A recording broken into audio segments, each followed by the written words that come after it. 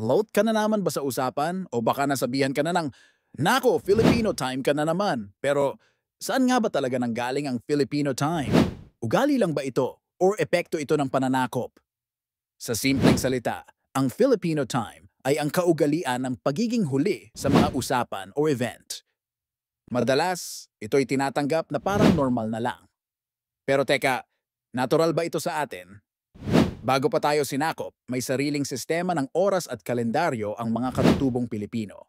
Halimbawa, ginagamit nila ang paggalaw ng araw, bituin at pag-ikot ng buwan para sa pagtatanim, pag-ani, ritual. Hindi tayo basta-basta huli. May disiplina at pakikiayon tayo sa kalikasan. Ayon sa ilang historiador, nagsimulang lumala ang pagtingin sa oras noong panahon ng kolonyalismo. Sa mga pagtitipon, pinapahintay ng matagal ang mga katutubo. Madalas, hindi sinusunod ang eksaktong oras ng mga Kastila.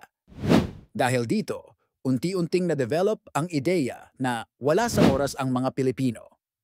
May nagsasabi ring ang Filipino time ay naging resulta ng tinatawag na colonial mentality dahil nasanay tayong hinihintay lang o hindi binibigyang halaga ang oras ng masa. Nakasanayan ito hanggang sa naging bahagi na ng kultura. Parang biro, pero may ugat na malalim. Ang pagiging huli ay hindi likas sa mga Pilipino.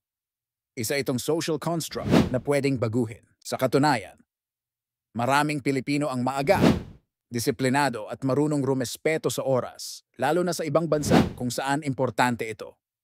Kaya next time nasabihan kang Filipino time, isipin mong hindi ito dahilan para ipagpatuloy ang maling sistema.